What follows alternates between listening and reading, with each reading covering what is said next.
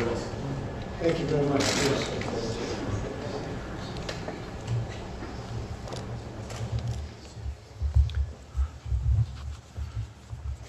Well, thank you very much, everybody. A lot of progress is being made, as you see. And we're reopening our country, and it's very exciting. And it should have never happened. This plague should never have happened. It could have been stopped, but people chose not to stop it. And it's a very sad thing for the world, 184 countries at least. But it's a great honor to have you with us, friends of mine, who have been truly great business leaders and are great business leaders. And you're opening up your company again, too, if you think about it, right? You're sort of doing a reopening, but they're great companies and they'll do very well, hopefully better than ever before. And that's what we're seeing. We're seeing tremendous pent-up demand. And it's a beautiful thing to see. So it's wonderful to have America industry leaders, and that's what you are, true leaders, to the White House. You've been here before, all of you, and we've talked about it in different times. We built the greatest economy in the history of the world, and nobody even disputes that. And one day they walk in, they say, sir, we're going to have to close it up until we get rid of this hidden enemy, this terrible scourge. And that's what we did, and we did the right thing. We did an incredible job. We worked with the governments. We worked with states all over the country. We had no ventilators, or very few, from previous administrations. And we became the king of ventilators. We have thousands and thousands of ventilators. We're now helping other countries with ventilators. We had old-fashioned tests that didn't work. They were really obsolete. They didn't work. They were broken. And we end up, the testing has been incredible now, and to a level that nobody's seen. I got a call from President Moon of South Korea. He said, congratulations, your testing is just, nobody's ever seen anything like we're doing. We've tested more than all countries put together, and millions of tests, and the highest quality test. But it's great to be with you. We're joined by Matt Maddox of Wynn Resorts, Chris Reynolds of Toyota, Chris Nassetta of Hilton, Josh Bolton of the Business Roundtable, Walt Immer of Waffle House, and thanks to Vice President Mike Pence, Secretary Steve Mnuchin, and Secretary Eugene Scalia. That Scalia has very good genes. Where's Scalia? He has very good genes, that guy, I'll tell you. Scalia, he's got the Scalia genes, right? We all know what that means. We mourn, and I have to say this so strongly, we mourn every life tragically lost to the invisible enemy, and we're heartened that the worst of the pain and suffering is going to be behind us. We think we really have crossed a big boundary, and much better days are ahead. And I often say I see the light at the end of the tunnel very strongly. This demand is going to be incredible. I think next year is going to be an incredible year for our economy. I think the fourth quarter is going to be really, really good. Kevin, we were talking about that before. You maybe will say something. And we're going to be in a transition quarter next quarter, the third quarter. And I think we'll do very, very nicely there from an economic standpoint. But thanks to the devotion of the American people, the number of new cases continues to decline. The United States has now conducted nearly 6 million tests, far more than any other nation, as I said. So many tests, and so much has been learned about what we're fighting. And if it does rear up a little bit in the fall, or even a lot, we'll be able to put it out. We'll put out the embers, or we'll put out the flames. 2 weeks ago, we released guidelines to give states a real strong indication of what we want and how we want it done. We've really had a good relationship with the states. Mike Pence has worked very, very hard with the task force. He's headed the task force, so importantly, with a great group of people. And it's just been incredible what's taken place over a very short period of time, including the gowns and all of the surgical equipment and the safety equipment and masks. People don't talk about masks anymore. That's the other thing. They're not talking about masks. They were talking about where are the masks because we had a cupboard that was bare. We didn't have a lot of equipment or medical supplies in the cupboard that we inherited. Now we're taking in millions and millions of masks. I'll give you a number that you won't even believe we have in order. 500 million masks coming in, and we've delivered millions and millions and tens of millions of masks all over. So you don't hear about that anymore either. You don't hear about ventilators, you don't hear about masks, and you shouldn't be hearing about testing, but that's the last thing they can complain about, I guess. You know, if we do 2 million tests, they said, how come you didn't do 3? Well, we do 3, and then they say, how come you didn't do 4? That's like a dream for the media. But we've done incredible with testing, and you'll see over the next coming weeks, Mike, you may want to speak about that a little bit, but over the next coming weeks, you'll see some astonishing numbers. I don't know that all of that's even necessary. You have some governors that love the tests. You have others that like doing it a different way, an old-fashioned way, with some testing, but we're going maximum testing. We've encouraged the more than 30 states that have taken steps to resume economic activity already. We've given them tremendous encouragement and support. We're backing them 100%. You know, many governors have called me, telling me their plans, laying them out. Governor of Texas, Oklahoma, governor of Arkansas, many, many governors. I spoke with Governor Cuomo. We had a great talk today on a different subject, but he wants to get open. Everybody wants to get open. They want to get open, and they want to get back to business, and their constituents, the citizens of this country, want to get back, and that's what's happening. So I just want to perhaps start off by introducing our Vice President, and then we'll go around the table, and you'll introduce yourself and say a few words to the media. You're covered by very serious media out here. The audience can't see it, but these are the most wonderful human beings. Actually, this is a nice group. I can't imagine. We actually have a nice group of people. But Mike, if you could say a few words, please, that would be great, and then we'll go around the table. Thank you.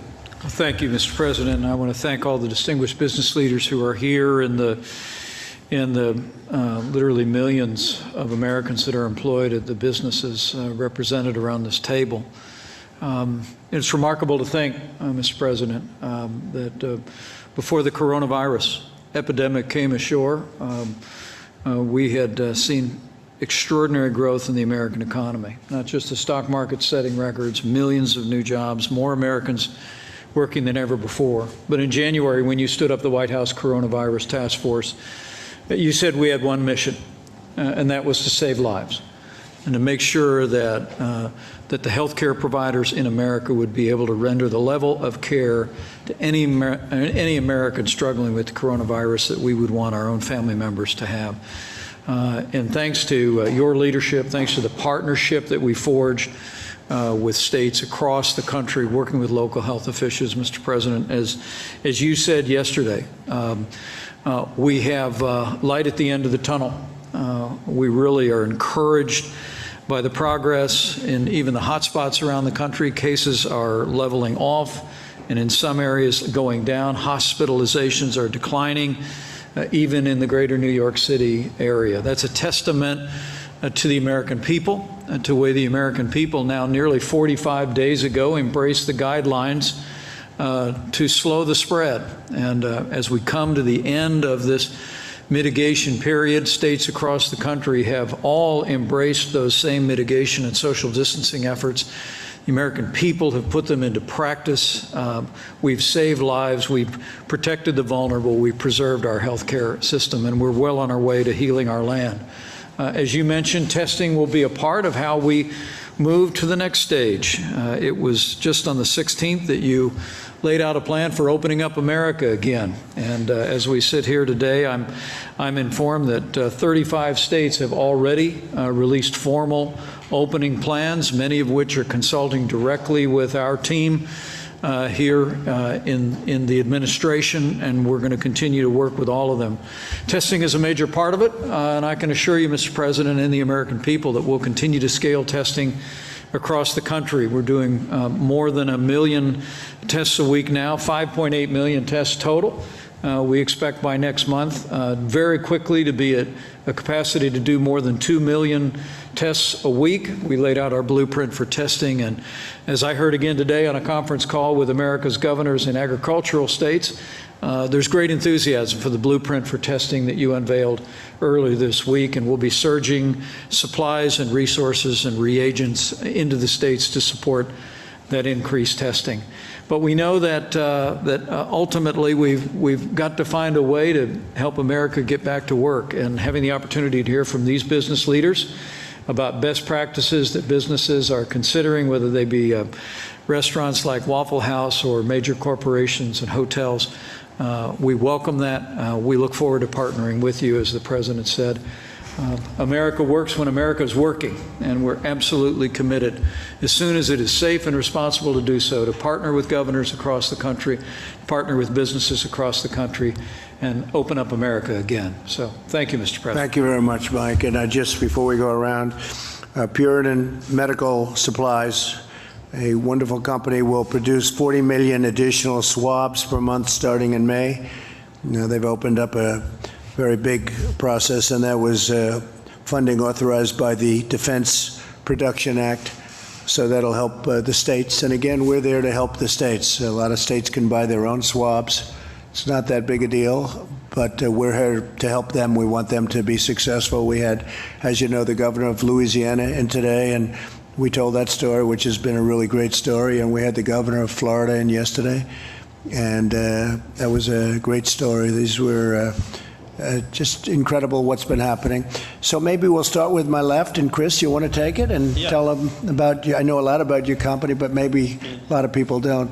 Tell them the story. Indeed you do. Thank you, first of all, for inviting me back to the White House. I was thinking on the way down here today, I'm based in Washington, and I was here about 6 weeks ago. The world was a different place. We were not at the beginning, but we were in the thick of it fighting this war.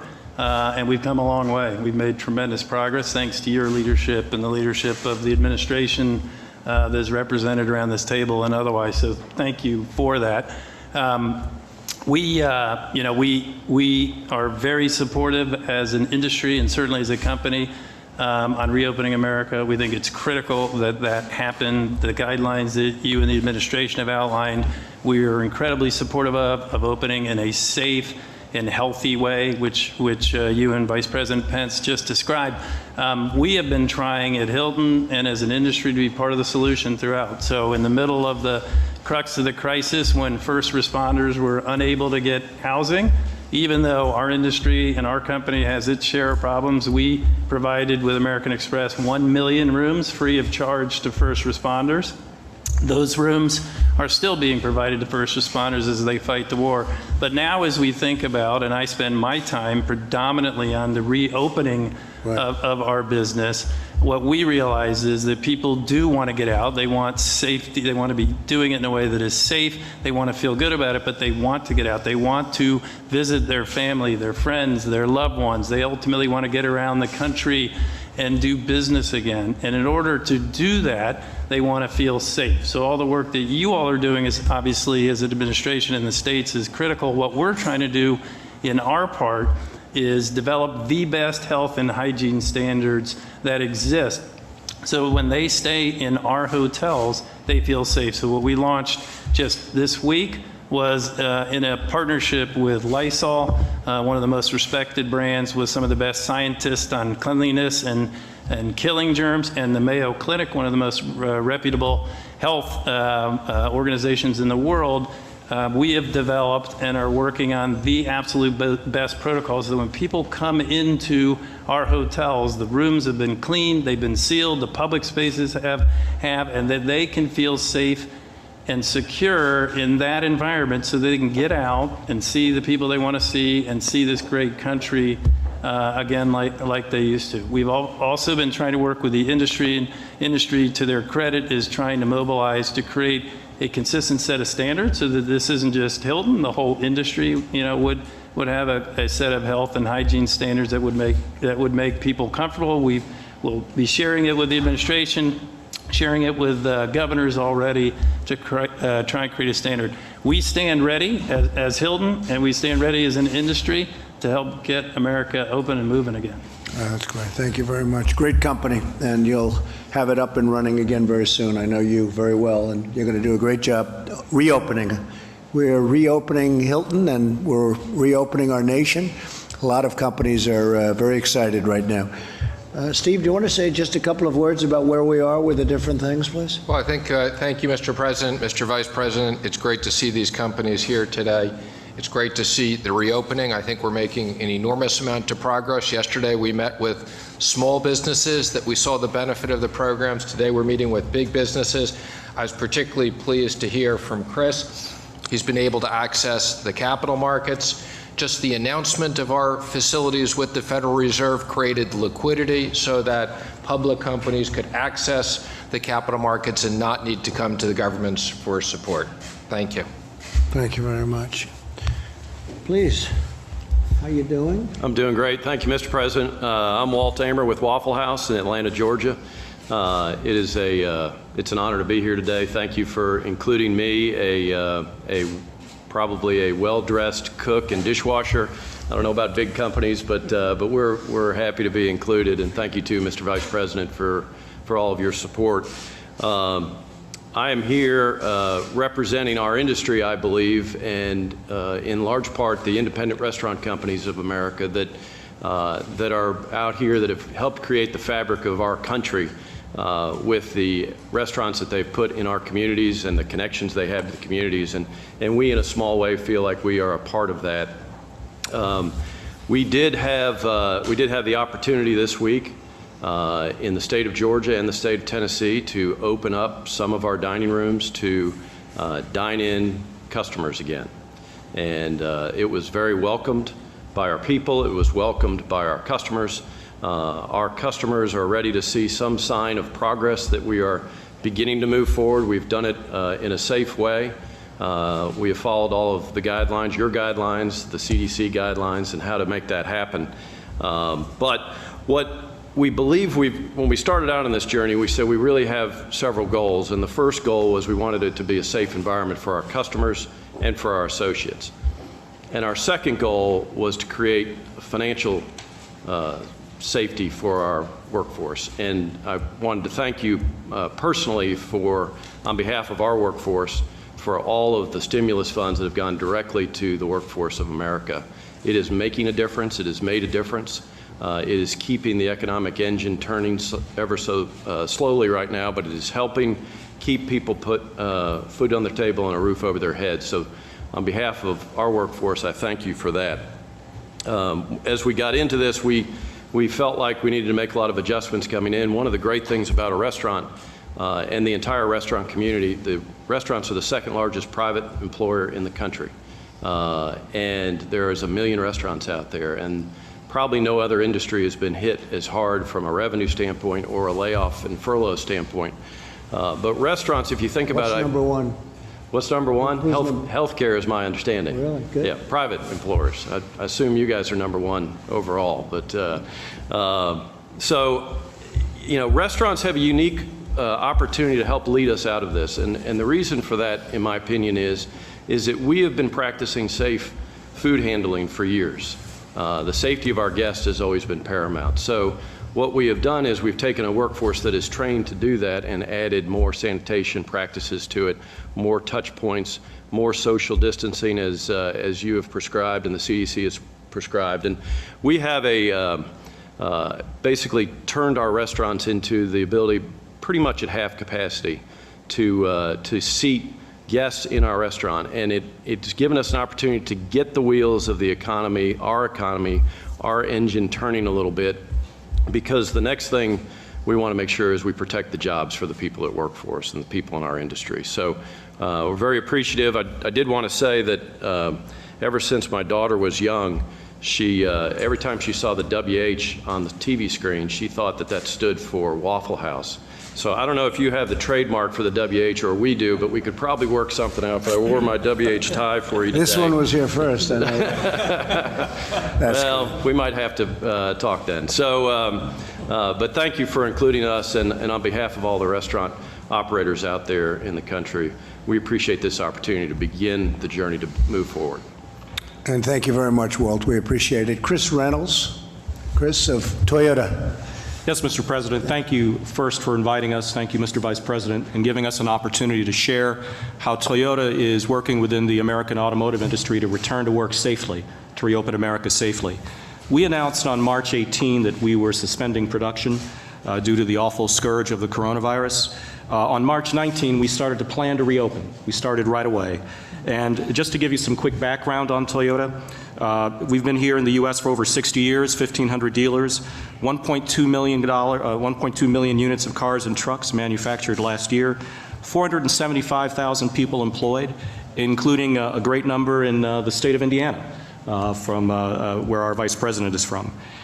Going to the next slide, we, with that as background, really are trying to apply three fundamental principles to how we're going to return to work. Principle number one is we need to stay connected with our team members. So every week we conduct phone surveys with all 32,000 of our factory workers, asking them how are they feeling, what's their health, what's their family's well-being, what's their confidence level in returning to work. And we also preview with them all of the new safety protocols and processes that we're going to put in place. We share pictures of the reconfigured factory workplace so they can have confidence that we're doing everything possible, Mr. President, to keep them healthy, safe, and productive. The second principle that we follow is that we've prepared our plants and facilities for safe and healthy working.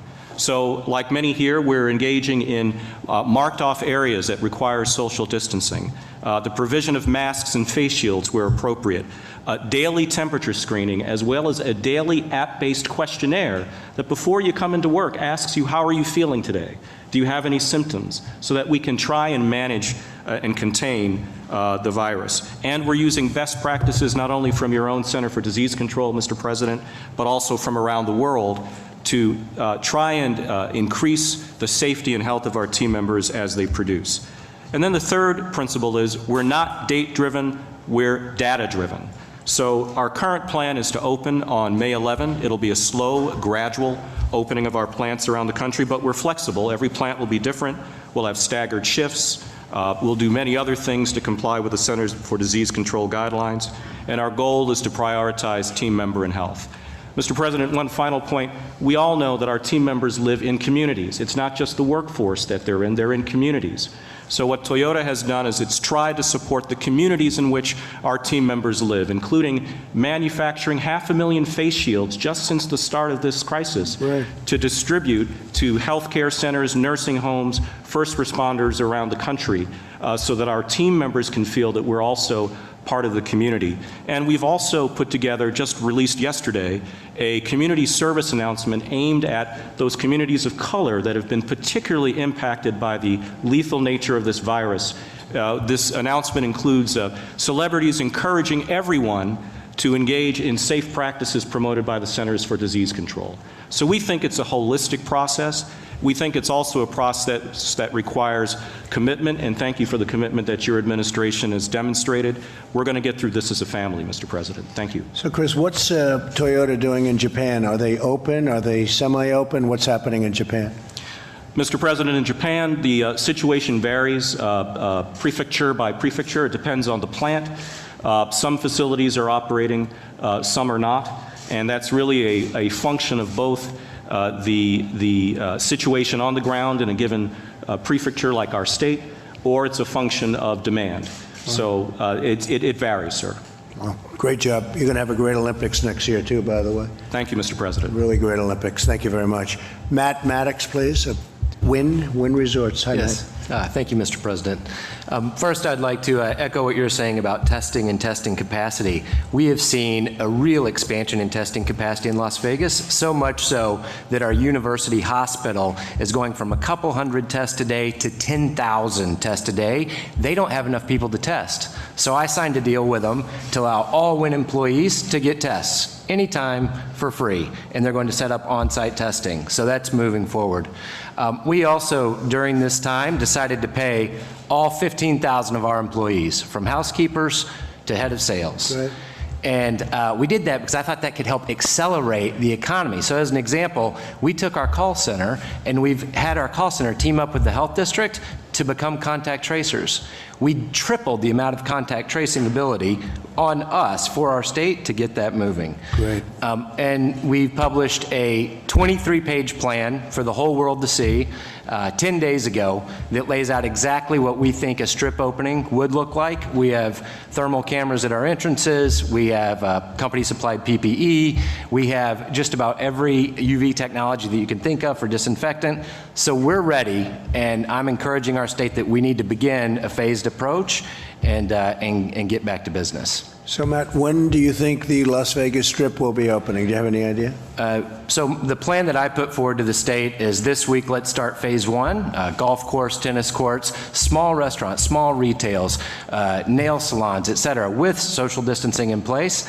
Judge the benchmarks that we've prepared. We prepared 3 benchmarks based on disease growth, ICU capacity, and testing positivity rate. We're going to have them out there public every day. If we're inside those benchmarks in 3 weeks, then on Memorial Day, I would hope that we're open.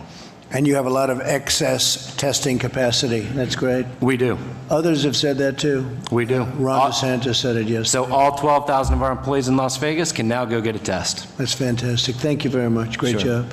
Say hello to all of my friends. I will. I All will, right. of course. Josh Bolton, please. Josh, Business Roundtable. Mr. President. And does a great job at the Business Roundtable. Thank you, Josh. Thank you, Mr. President. Thanks for this opportunity. I'm Josh Bolton. I'm CEO of the Business Roundtable, an organization of nearly 200 of America's leading CEOs who collectively employ over 15 million people. Every sector of the economy is represented in our organization, so we have an opportunity to get a view of the big picture. And, Mr. President, we don't need to tell you that right now the big picture is very challenging. We're facing the largest economic crisis certainly in our lifetimes, and all of our members are keenly aware of that. We think now is the moment that it's critical that the country start getting back to business as rapidly as possible, not just for the health of the economy, but for the health and well-being of all of our citizens in our country. Successful reopening will depend, as the other panelists have said, on a lot of different elements, and if I may, I'd like to highlight 3. Top of the list is safety first. Business Roundtable companies are all uniformly committed, above all, to protecting the lives and the well-being of their employees and their customers. And that means following sound public health guidance like the guidance that has issued here from the very capable people on your team. At Business Roundtable, all of our members either already have in place or are formulating careful plans for responsibly transitioning back to work, like the plans we've heard about just now this afternoon.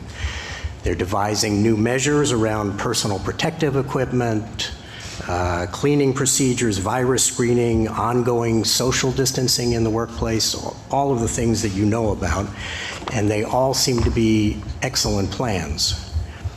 Which takes me to my second point, which is consistent guidelines. No matter how good every company's transition plan is, and we've heard a lot of good ones here this afternoon, public confidence will be undermined and the speed of the reopening will be dramatically slowed if we're all doing different things. And that's why the Business Roundtable has called for clear, science-based guidance from the federal and state governments on appropriate safety measures in multiple workplace and commercial settings at different stages in the progression of the disease. The White House guidelines, Mr. President, that you highlighted in your first slide, the ones that came out 2 weeks ago, are an excellent start in identifying a common set of phases for dealing with reopening. And a number of states are off to a really good start in identifying recommended safety measures in each of various different settings. Now we think, since we are now on the cusp of many places being ready to reopen more fully, we think more specific guidance is needed. And so on Friday, we sent to the Vice President and to all the governors a set of recommendations on the kinds of consistent guidance our businesses feel is necessary for the safest and fastest reopening. And we're grateful for the chance to engage with the Vice President's team and all of your task force on those issues. And I should say, Mr. Vice President, that everybody in your administration, despite the heavy burdens on them, has been very receptive to taking advice from the business community, and we're very grateful for that. Final point, ample testing and monitoring. The only thing worse than an unnecessarily slow recovery is a reversed recovery. So to avoid serious setbacks, as our businesses reopen, we need to stay vigilant, identifying rapidly and isolating new COVID cases and carefully tracking the spread of the disease, as I know your team is working very hard on. The robust testing and other forms of monitoring are the keys to the vigilance, and they'll also teach us what's working and what's not working and allow us to make adjustments. It'll take a while for our economy to return to normal, but the traditional American virtues of vigilance, adaptation, and innovation, we are confident will see us through and get us to the other side of this crisis as safely and rapidly as possible. Thank you, Mr. President, for this opportunity. Thank you very much, Josh. That's great. The numbers, when you look at the stock market today, the enthusiasm is great. It's up very substantially, as you know. And I think people are seeing a very big year coming up next year, and I think they're seeing a very big fourth quarter. Larry, would you like to say, Larry Kudlow, a few words, please? Just a few words. Thanks to everybody, Mr. President, Mr. Vice President, and all the business folks, and my friend Stephen Mnuchin. This is a tough one. I've been around a while. This is a tough one, and the contraction is going to go on for a bit. But I like what I hear around the table, and I agree with the President. We will see a growing, recovering economy by summertime and the back end of the year, and it's going to extend into 2021. That's what I think is going to happen, and I think the stock market is signaling some of that. I wanted to buck it over to my dear friend and colleague, Kevin Hassett. He gave it to me over in the Oval yesterday. I want to send it over to him today, but I appreciate it, Mr. President. Thank you, sir. Thank you, Larry. And Mr. President, Mr. Vice President, I think when I first came back in early March, that it was clear that you had a first objective with respect to the economy of building a bridge to the next shore, the other shore, when we could restart the economy. And it was really massive fiscal action that made it so that a day like today could be possible, whereas you look around, there are all these businesses that have the wherewithal to start up, and it's because they've stayed connected to their employees. The checks that we've mailed to citizens means that there's going to be demand for their products. And so the big negative numbers that we're going to be seeing over the next few months don't necessarily mean what they would have meant absent all those policies. And so I think that we all have a great deal of optimism about how quickly the economy can come back, and it's precisely because of what we see in the room today, that people have come up with plans based on the guidance that your task force, Mr. Vice President, have given that make it so that they can operate safely, and they're gradually across the country opening up and getting back to work, and they're able to do so because of the lifeline that you, Mr. President, threw them with all of the first three phases of fiscal policy. Thank you. And it's great to have you back, too. Very talented guy. At least you made a lot of good predictions, and your predictions all turned out. Between you and Larry, that's a tremendous team. Thank you both very much. Jean, Secretary of a very important thing called labor. What's more important than labor? Well, it is so important, and Mr. President, I was pleased to be able to tell you earlier today that as of yesterday, all 50 states and the District of Columbia are now offering the additional $600 in unemployment insurance that was part of the CARES Act that you signed last month. This was an additional benefit on top of what the states were already making available in unemployment, and one important part of your program to support workers during this difficult time. As you know, the states have had some challenges with their computer systems. We've been working with them. This is not declaring victory on all aspects of delivering those unemployment benefits, but it is a milestone I wanted to note. I have been very pleased to hear the discussion among this group about all the steps that companies are taking to keep their workers safe. I think we all appreciate that confidence on the part of workers that they will be safe in the workplace is going to be an important part of the reopening, as well as confidence on the part of business about what needs to be done, and that when those steps are taken, they will have satisfied their obligations.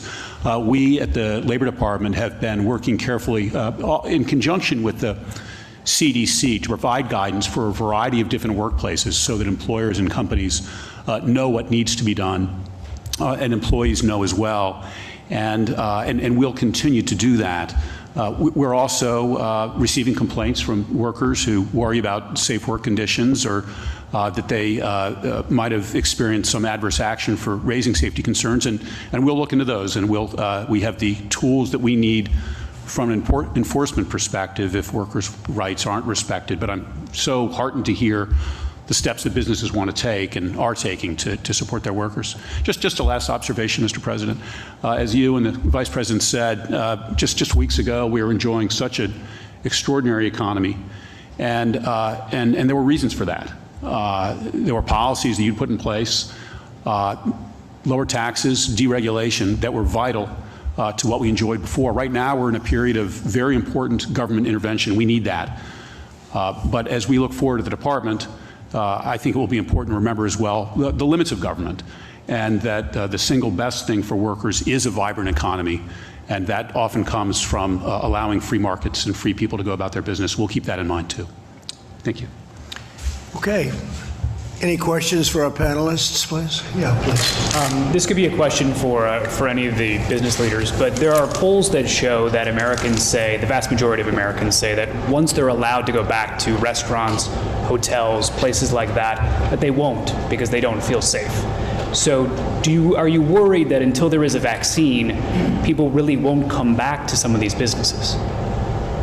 Of course we worry about it, and we see some of the same polling, and we're talking to our customers by the tens of millions, hundreds of millions. Last year we served 180 million people, so we have a pretty big and extensive customer base. What we're hearing from our customers is that they're desperate to get back out and move around and see their country again and see their friends again. They obviously want to do it in a safe and healthy way, and so I think they're looking. Our customers are saying they're looking for the government, both state and federal government, to focus on testing so that they understand, what real mortality rates are, as work has been done with the Stanford test and the data in Norway and other data points that are coming out as the administration and states do more and more testing. I think our customers, what I'm hearing from our customers, they're starting to understand, while every life is precious, that the reality of the ultimate mortality rates here is probably much, much lower than had been estimated. And if they are old and infirm, that they have great risk, and those people should be protected. But if they're not, they have probably are at a very low risk. They're then looking for, which is why we launched this week, Clean Stay, and while we're working with our industry, they want to know that people are being responsible, right? They want to know that we are doing the testing, the social distancing, that we are using protocols and PPE in protecting our employees so that they can protect customers, that we're being very thoughtful and sensible, that when they do come and stay with us or they enter into a restaurant, where we've always had good hygiene, as you heard earlier. We are, our people are trained to have good hygiene, but we up our game so that when they're with us, they feel safe. So I think it's a combination of those things that are happening, of broadly understanding the real risk that they have, and then mitigating that risk even further by the specific actions that we all take in our places of work with our team members and thus ultimately with our customers. And I haven't seen that, because I will tell you, to me, I think there's a tremendous pent-up demand for people. I see it in Texas, where they have lines going into stores, and a couple of restaurants, I guess, opened, and they literally have long lines. I think there's a tremendous pent-up demand. I've been at the White House now for many months, and I'd like to get out. As much as I love this is the most beautiful house in the world, in my opinion. But I think there's just a great demand to get out and, get our country going again. And that includes going to restaurants and hotels. And I think you're going to find, Chris, that you're going to do a lot of business that you're not even thinking about. I'm seeing it. I feel it. And I've felt a lot of things over the years, including, I think I can win for president, And frankly, I really feel that next year is going to be a very good year economically. We're going to be back in business. So we'll have to see. I mean, only time will tell, but there's a lot of good feelings and a lot of good decisions have been made by a lot of very talented people. So I'm feeling very much that it's going to be very successful. For you, Mr. President, do you want the FDA to issue an emergency use authorization for remdesivir? Well, it's a big thing what happened just recently, where they came up with something that has a very substantial percentage. It's a building block. Tony said it today. I thought it was very well expressed. He said that's a building block. That means that's a very substantial chunk of a step. And that's a building block to the ultimate step. That's a big building block when you hear, I guess, 31%. So it was very good. Yeah, I want them to go as quickly as they can. Stephen Hahn, Dr. Hahn, has been incredible at the FDA. He's getting things done at record time. There's never been anything like it. And yeah, we want everything to be safe, but we would like to see very quick approvals, especially with things that work. Thank you. Mr. President, Mr. Bolton and others suggested that they'd like to see federal guidelines for some of these companies, explicit federal guidelines for some of these companies and factories opening back up. So far, you've given a lot of discretion to companies and states, but is that somewhere where you'd be willing to step in and do more? Well, we will step in if we see something wrong. We have given discretion to the governors. I've become very well acquainted with the governors. You have some very talented governors, frankly, and probably some that are a little bit less talented. That's okay, but it's a very talented group of people. And they're working with us. We're helping them, whether it's ventilators or swabs that they can't get, we're there. And we've taken in billions and billions of dollars worth of equipment and distributed to the states. And, you've heard the calls, and we have no problems. We're doing really well, and we're backing them up. But we want the governors to call those shots. If we see something that we don't like or that's bad or that's unsafe, we'll stop it immediately. Okay? What might the new normal look like 2-3 years from now? Say restaurant workers, hotel workers, might they be required to wear masks, that sort of thing? What would the new normal look like? No, I don't see that. I see the new normal being what it was 3 months ago. I think we want to go back to where it was. I mean, when I look at a baseball game, I want to see people right next to each other. I don't want to see 4 seats in between every person so that the stadium becomes 25% of its original size. No, I want to see the NFL with a packed house. I don't want to see NFL with 3 seats in between people.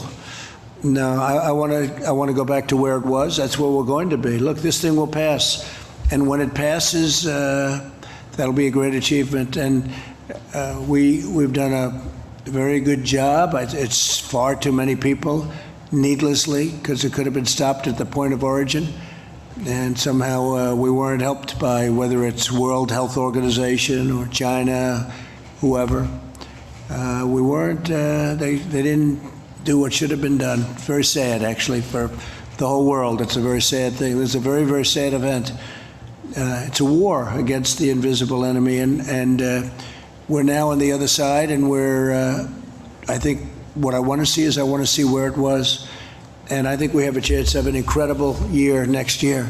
Now, not if somebody's going to come in like our opponents and raise taxes all over the place. They want to raise taxes. That will kill something very fast. We have something that's very special. We built the greatest economy in the world, and I want to get that back as soon as possible. I think we can start getting it back very, very quickly. Look at the stock market today. When it has that kind of Kevin and Larry, when it has that kind of Josh, when it has that kind of a bounce today, as much as it went up, but I think it set almost a record over the last week, right? It's almost a record. And this is in the midst of something. Now, we're not in the midst. They feel we're at the other side of it, or you wouldn't be seeing numbers like this. But so we're at 24,000, maybe even a little above 24,000, and we were at 29,000. We never broke 30 on the Dow.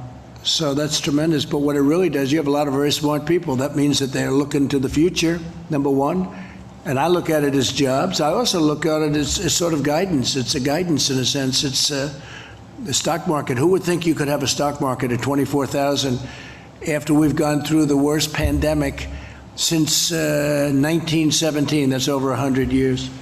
You know, is the worst since 1917. So I think that's a great indicator. There are a lot of very smart people that understand that world very well, and they have a lot of confidence in it. And that's some of the companies that we hear, public companies, but it means jobs. It also means not only guidance, it means some people, and I know some great investors, people really have a lot of confidence in what's going forward. And that's what I see, and that's where I want it to be, okay? Mr. President, Yes, are you open to making a deal with the Postal Service that would allow it to borrow from Treasury without raising its shipping rates, its package rates? Well, you have to raise the rates on packages because they're losing a fortune on packages. They're losing anywhere from $2 to $3 or $4 a package every time they deliver, so it's not fair.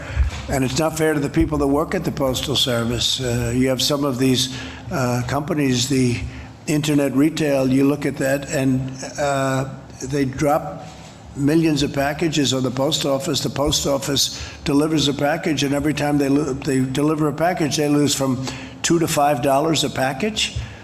And what kind of a business is that? And you could never replicate the post office. The post office is massive. But they've got places in little sections of our country that no company could ever go to, that took hundreds of years to build the post office. And when you look at the size of it and you compare it to companies, it's much bigger than companies. I mean, much, much bigger. There's no company that's the size of that.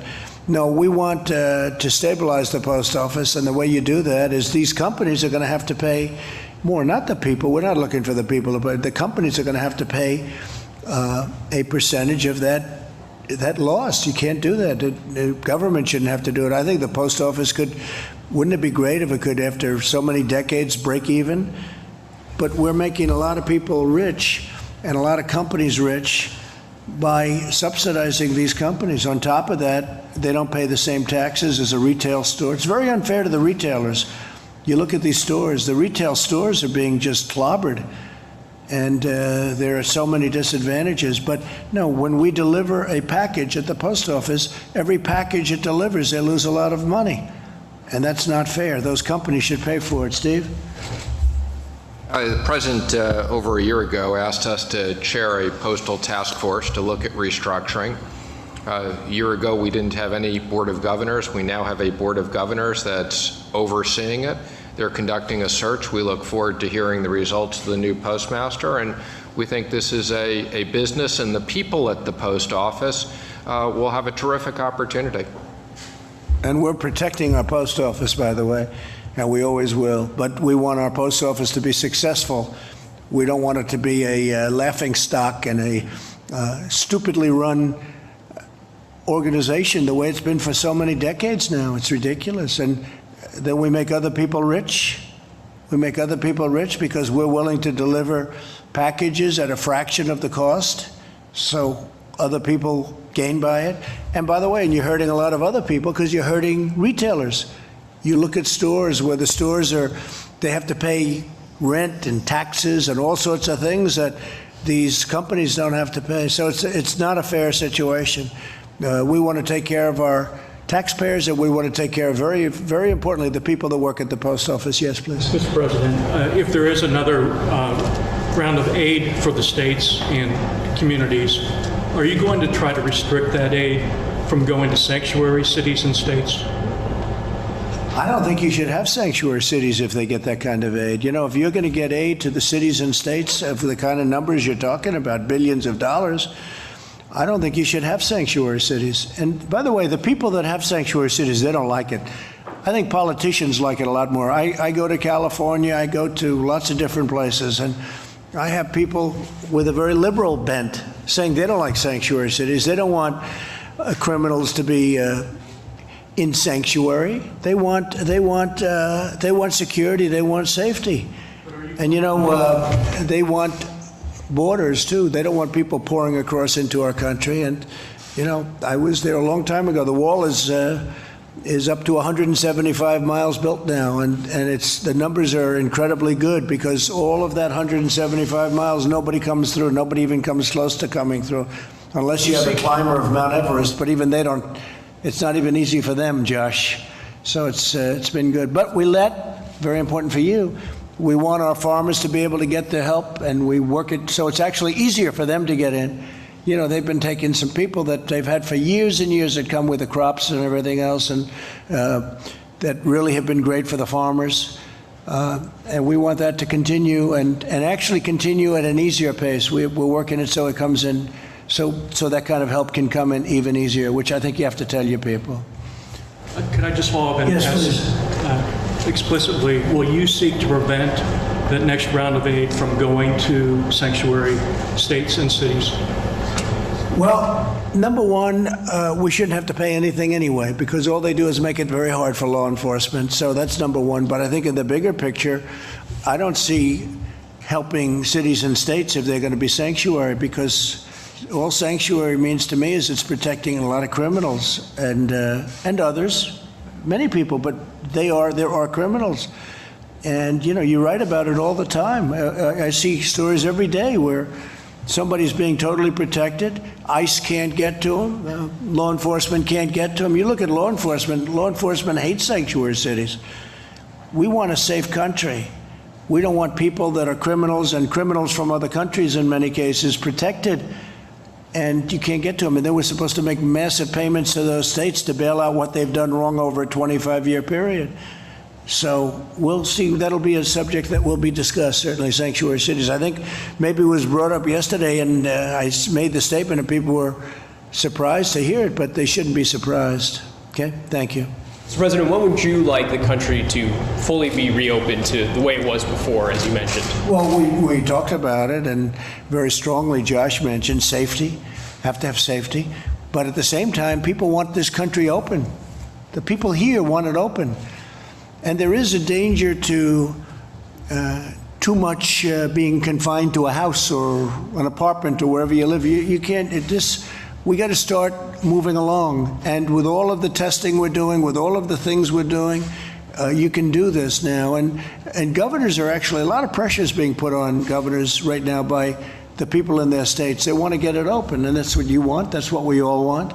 And with all of the procedures and safety, we've learned a lot about this hidden enemy. We've learned a lot, and there'll be pockets of fire, and we'll put them out. We'll put them out very, very quickly. But, you know, during this period of time, I think we've really learned a tremendous amount about how to handle it. Nothing easy, but we want safety. So we want safety, and we want economic, where people can go and make a great living and go back to living the way, I mean, you had people, we had wonderful people in yesterday where the business was going to be lost other than what we did, Steve, with the great programs that we set up. Their businesses were gone. One man, he was a chef with 5 children, and his mother lived with him and his wife, and he lost his job for the first time in his life. Some of you were there.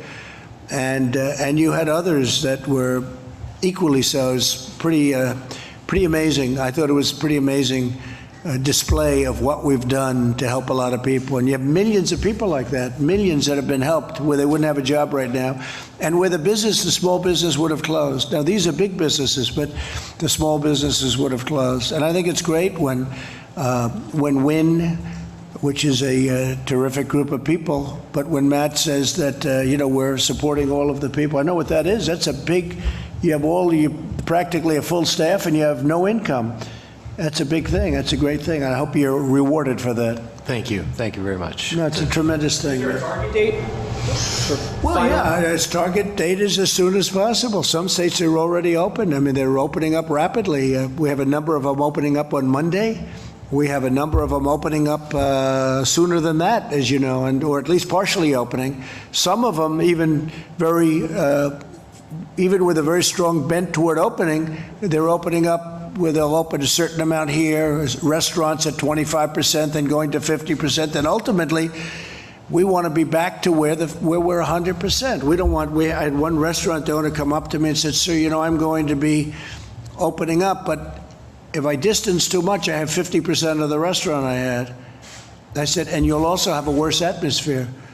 We want to be back where we can we want it to be the way it was, because the way it was is the right way. We can't have somebody with a half a restaurant. You understand? He had 175 seats, now he's got half.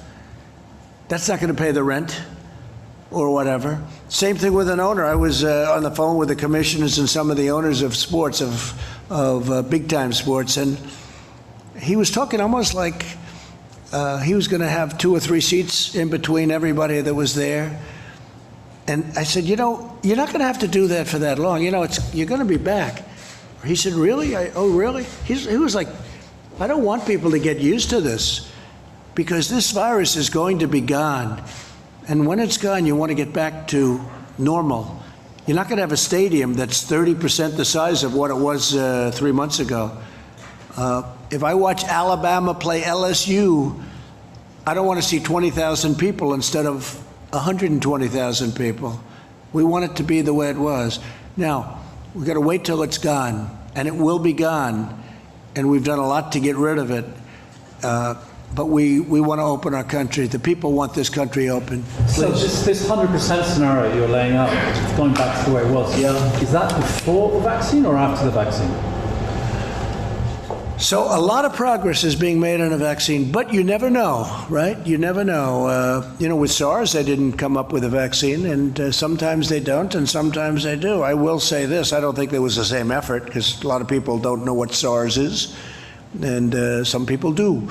But they do come up with vaccines. I mean, you look at what's happened as an example with Ebola, with AIDS, with others that have been so incredibly successfully, if not eradicated, certainly it's been incredible what some of, with what these people that I'm dealing with right now, like Gilead today, with, what they came up with as an example. That's far ahead of schedule. So we're looking for vaccines. We're looking for therapeutics also. I mean, I think therapeutics right now, if you gave me both, I'd rather have the therapy, because that, makes people better right now, whether it's helping them along or makes them better almost instantly. We have to see. But there's tremendous work on therapeutics going on, and I think we're having some good results. One of them was Gilead today. So 100% the full restaurants, the stadiums, theoretically could come before the vaccine? I'm not relying on that. I hope that's going to happen. Johnson & Johnson, Oxford, you hear a lot of very good stories. I'm hearing them really firsthand, good stories, very promising, but they have to test it. Maybe it's not safe. Maybe it eradicates it, but it's not safe. And, they have to do testing with vaccines, whereas the therapeutics, it goes a lot quicker in terms of the process. No, if you don't have a vaccine, if the virus is gone, we're like we were before. But having a vaccine would be a great thing. And I think we're going to get there in this case, just based on what I know, but we'll see what happens. Look, the Gilead research has been, that's gone so fast. That's gone at a level of speed that nobody's ever seen before. And that's a stepping stone. So I think they're doing very well. But no, I want to get back with or without. But I want, obviously we have to wait till it's gone. It will be gone. And we want to be back to where we were. Yes. Without a vaccine, sir, why do you think the virus will just be gone? It's going to go. It's going to leave. It's going to be gone. It's going to be eradicated. It might take longer. It might be in smaller sections. It won't be what we had. And we also learned a lot. Again, if you have a flare-up in a certain area, if you have I call them burning embers, boom, we put it out. We know how to put it out now, but we put it out. And now we're equipped. Now we have more ventilators than anyone thought was possible. I mean, we're doing a tremendous service for the world right now. We're giving ventilators. We're making hundreds of thousands of ventilators in, I believe, 9 different plants that made other products, in some cases cars, in some places other things. These companies, General Motors and Ford in another way, and GE, so many companies, Honeywell, they've stepped up. 3M has been terrific. They've stepped up like nobody's ever seen before. And the job they're doing is great. And I'll tell you, I think the job that they're doing on vaccines and on therapeutics has been great too. We'll see. We'll let you know about that in a little while. Please. Did you, anybody else? Yeah, Mr. President, oil's up today, partially on reports that the Treasury Secretary and others may have... What is it up to? Depends on which, but it's about $25. But on the suggestion that the Treasury Secretary and others may have presented you with a plan for government assistance to the oil companies. Well, we're not going to let our oil companies go and get in trouble. It's not their fault that they got hit by 50% less volume in one day. You know, one instant, all of a sudden, these very great companies are employing all these people. So I'm talking to Steve, and you know, we just saved the airlines. The airlines were having the best year they've ever had. And then all of a sudden they're like out of business. We can't let that happen. So we saved the airlines. That's done. We're saving other companies and industries. And I would say, Steve, maybe you can talk to it, but I think the oil industry is one of the top on the list. So we're looking at a lot of different strategies. We have a dedicated team combined of people at Treasury and people at the Department of Energy. As I've said before, this is not going to be a bailout of shareholders, but this is going to be supporting the national security issue. I would just comment the Secretary of Energy has done an extraordinary job of taking in oil in the strategic reserve and being paid for the storage capacity in oil. We're also exploring potentially having the ability to store another several 100 million barrels. So we're looking at lots of different options. We're in touch with lots of people around the world, and the President is determined that we protect the national security interest and the jobs. Announcement this week about... Well, we had a very interesting thing because we had a lot of capacity, meaning you can fill it up in the national strategic reserves, and, you know, it wasn't full. And we made a great deal. If you would have told us that we could have had that filled up, or it's on the way to being filled up at the kind of pricing that we're talking about, I would have said you have to be kidding. We're talking about 19, I'm not sure Chris is going to be happy about this because it doesn't pertain to the hotel business, don't get scared, but you know, we're talking about like 1952 pricing. It's unbelievable. It's prices that are so low, and in some cases we're storing oil and getting paid for storage because we have a tremendous capacity for it. So what's happened with the strategic reserves is incredible. And additional aid might be announced this week, or do you have a timeline for that? Say it. Additional aid might be announced this week, or do you have a timeline for it? On that? For oil companies. Well, you mean a plan to help them out? Yes. I would say shortly. I mean, right now we're dealing with some of the big ones, but the big ones are very strong. They've been very strong over the years. I think that they're not going to have the problem. But we have a lot of great people and a lot of great jobs in Texas and Oklahoma and North Dakota and other states that are great. It's energy. It's not. I don't even call it oil. I call it energy. This is the backbone of the world, really. You know, you can talk all of the green. I'm all for green, but the green can't power these massive factories that are being built in this country. It just can't. The windmills aren't going to be able to do it. And solar's not going to be able to do it. I love solar, but it's not going to be able to do it. And, you know, we're getting it for the right price, but we're not going to let we're energy independent. We're not going to let our energy industry down. We're not going to let them, and it's not our fault. It's not their fault. But we're not going to let anything happen to them, so we're working on that very hard. I think protecting energy and energy independence, to me, that's a very big part of what happened. You know, energy has really helped me turn this country into the economic power that it's been, and we're not going to let that go. And sure, it's going to have a couple of bad years. We have a tremendous oversupply. The reason we have the oversupply, though, number one, it was a very efficient business. And but the reason we have it is because the demand got cut in half one day by this plague. One day, all of a sudden, take a look at the roads. It goes from packed highways, everybody traveling, going all over, to no cars on the road. I mean, that was 25, 30% right there. But then there's other things, factories that aren't working right now because of this. We did a great thing last night, using the powers that we have to make sure that the processors and all of the delivery of our food chain, that it was protected and safe. And those people, we were on the phone with all of them this morning, pretty much all of them, as you probably know. They were cheering, literally cheering over the phone.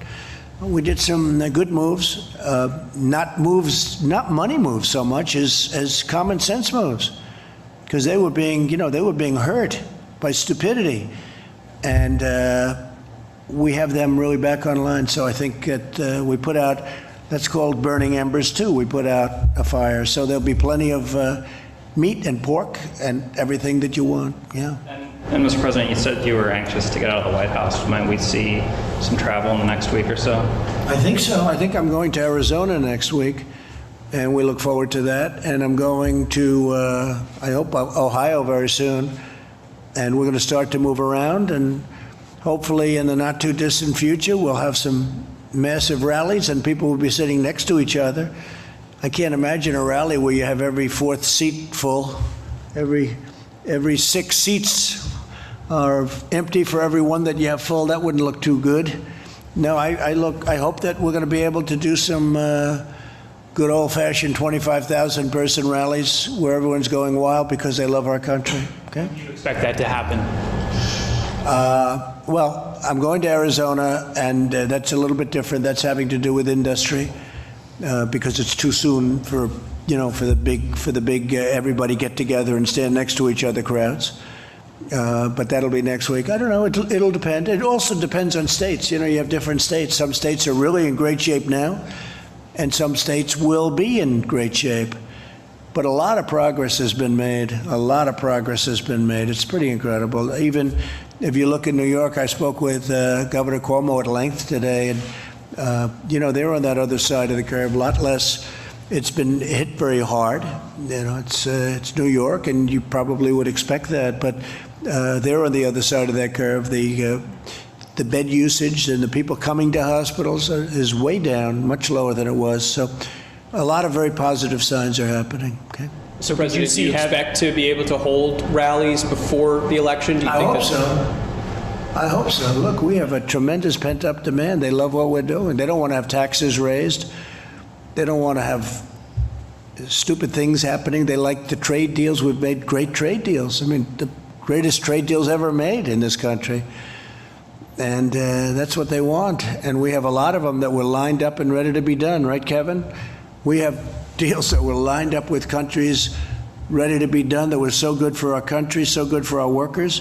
And then this scourge came along, and that's the last thing people are thinking about right now. It's, we put them on hold for a little while, but no, I hope to see football games and baseball games and basketball. Now, for basketball, you're going to have a little bit of a time. I don't know what they're going to do. Maybe they'll be able to play sort of toward the finals or the playoffs or whatever they're doing. I saw baseball's doing something very unusual. I don't know if I agree with that. I'd like to see the Yankees play at Yankee Stadium. I see they have some ideas for baseball that are very different. I guess I'm a traditionalist, but I think they'd be able to play at Yankee Stadium with obviously smaller crowds, and then the crowds would start to build as things get to be a little bit better. But no, I think you're going to see some big things happening. And again, this is going away. This is going away. I think we're going to come up with vaccines and all, but this is going away. And when it's gone, we're going to be doing a lot of things. And again, you have to look other areas. There are areas, we all look at New York, and we see New York and New Jersey and some of these very high density places where they're doing a very good job. It's just, it's not easy. But you have areas that are really at a very low point and really heading, I always say, heading south quickly. And that's what we want. So we'll see how it all works out. I think it's working very good. How about one more? Anybody else? Just on that point of this going away, not to belabor the point, but isn't it going away because people are staying in their homes and people are not traveling, and once they come back out, there's no evidence that it would go away? Maybe that's it. And I cannot tell you how dedicated the people of this country have been in terms of that. Yeah, one thing, if you stay in your home, you're not catching it. If you stay in your place and you don't go out, and which is what people were doing, but they want to go out now. They want to get back, and they want to do what they have to do. And some of the facts are coming out, and we did all the right moves. I tell you, we were talking to Mike before. If we didn't do what we did, you would have had 1 million people die, maybe more, maybe 2 million people die. And if you think that we'd be at 65 or 70 or 60 or whatever the final number would be, 1 is too many. I always say it, 1 is far too many. This should have never been allowed to happen. Should have been stopped a long time ago before it ever got here or to other countries. But if you really think about it,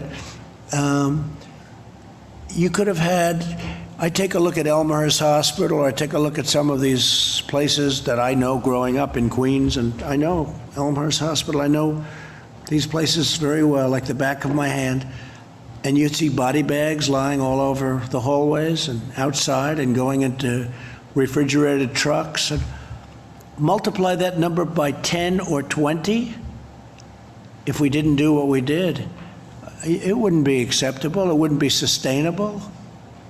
Nobody would have accepted that. It would have been a terrible thing. We've done it right. I can't believe how incredible the American people have been, because they went out and they really did this, Chris. You know, when you think they went out and they did what they had to do.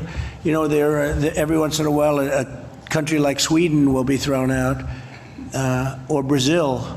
Now Brazil's having a hard time because they're having a hard time. But Sweden, the people in Sweden, they're not running around and shaking hands and hugging and kissing each other. You know, the bars are closed and the people are staying in the house. The prime minister doesn't have to say in Sweden, stay in your house. The people stay there automatically. And, you know, they're using that as an example. But they've been hit hard. They've been hit hard. But again, you call it automatic. I mean, it's automatic distancing, it's automatic protection. But places were closed, the bars were closed. You can't stand at the bars, you can't do certain things. You know, what we did is a great tribute to this country. But if we lose 65,000 people, it's so crazy to say it, it's just so horrible.